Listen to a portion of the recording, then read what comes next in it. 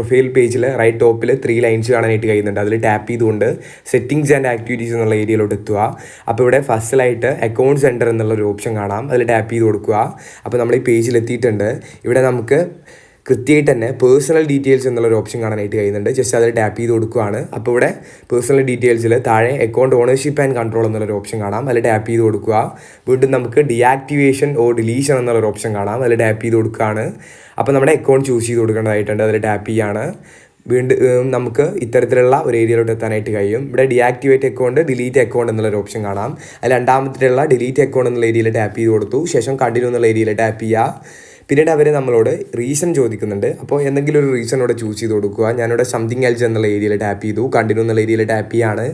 അതിനുശേഷം കൃത്യമായിട്ട് തന്നെ നമ്മുടെ യൂസ് ചെയ്തുകൊണ്ടിരിക്കുന്ന ഈ ഡിലീറ്റ് ആക്കേണ്ട അക്കൗണ്ടിൻ്റെ പാസ്വേഡ് എൻ്റർ ചെയ്ത് കൊടുത്തതിന് ശേഷം താഴെയുള്ള കണ്ടിന്യൂ എന്നുള്ള ഏരിയയിൽ ടാപ്പ് ചെയ്ത് കൊടുക്കുമ്പോൾ നമ്മുടെ അക്കൗണ്ട് ഡിലീറ്റ് ആയിട്ട് പോകും.